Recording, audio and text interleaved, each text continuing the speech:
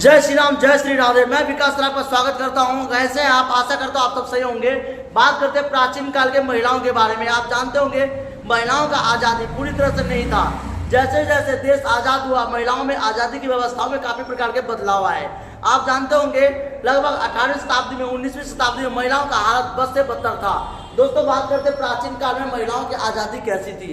जैसे कि जानते हैं कि बीपीएससी में कई बार क्वेश्चन आया है कि महिलाओं पर बनाए गए सुधारवादी आंदोलन, महिलाओं में बाल प्रथा की रोक, शादी व्यवस्थाओं में सुधार। तो मैं आपको बता दूं कि आज़ादी के दौरान महिलाओं में काफ़ी प्रकार की व्यवस्थाओं में बदलाव आया था। जैसे कि बात करते हैं ताराबाई शिंदे, रमाबाई शिंदे, ईश्वर चंद्र विद्यासागर, ज्योतिराव फूले, ये ऐसे व्यक्ति थे जिन्होंने समाज में कई प्रकार के व्यवस्थाओं में बदलाव लाया।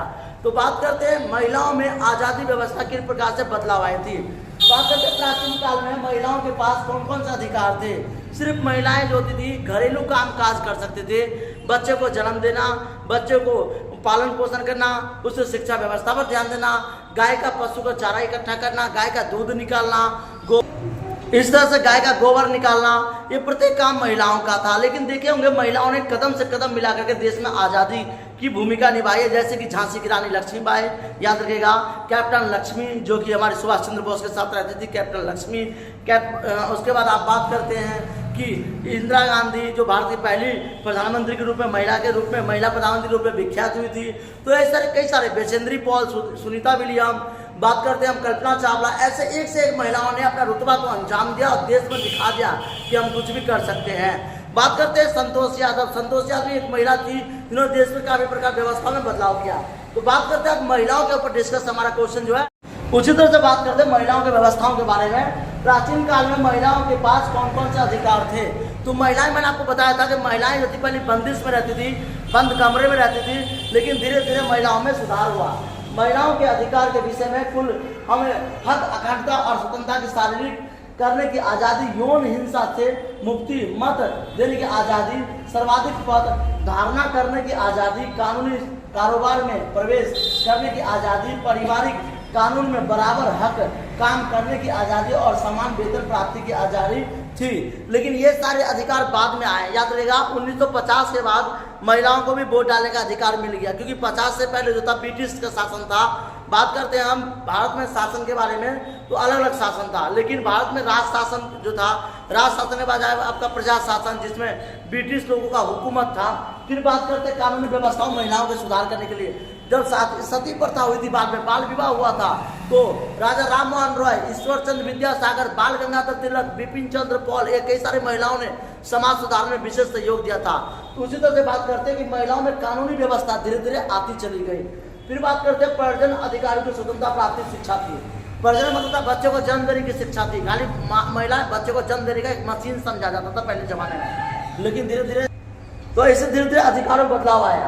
प्राचीन काल में महिलाओं की स्थिति क्या थी। प्राचीन काल में महिलाओं की स्थिति आज के मुकाबले अच्छी थी। प्राचीन काल में महिलाओं का क्या महत्व था। देवी के रूप में, दुर्गा के रूप में, अलग अलग देवी देवताओं के रूप में जाना जाता था। प्राचीन काल में इस तरह से महिलाओं की स्थिति कैसे थी। तो प्राचीन काल में महिलाओं का क्या क्या महत्व था, ये भी आपको क्वेश्चन बता देना है कि प्राचीन काल में महिलाओं की स्थिति आज के मुकाबले अच्छी थी। भारत प्राचीन काल में महिलाओं का क्या महत्व था। प्राचीन काल में भारत में, तो भारत में प्राचीन काल में भारतीय महिलाओं का सामाजिक स्तर पर उच्च था। वे उत्तुंग स्वस्थ में थी, हमेशा कदम से कदम मिला के पुरुषों के साथ चलती थी। देश की आज़ादी में विशेष योगदान दिया था, देश की एकता में विशेष योगदान दिया था। प्राचीन भारत में महिलाओं का शिक्षा की स्थिति क्या थी। तो वैदिक काल में नारी शिक्षा पर विशेष बल दिया जाता था और ज्ञान और शिक्षा के वे किसी भी प्रकार से पुरुषों से कम नहीं थे।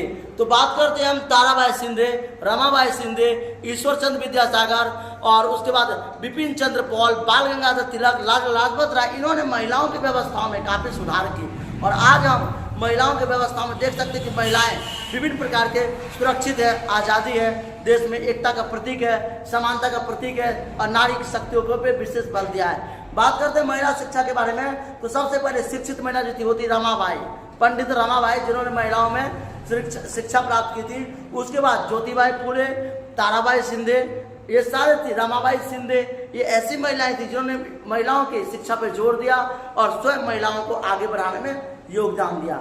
दोस्तों ऐसे क्वेश्चन जानने के लिए हमारे चैनल पे आप हमें बने रहें। बीपीएससी की तैयारी जोरों शोरों से चल रहा है और जब भी आपकी प्रॉब्लम है आप हमें बताएं। नेक्स्ट के लिए तैयारी करें, अच्छे से तैयारी करें, अपने आप को सुरक्षित रखें। थैंक यू, जय हिंद, जय भारत।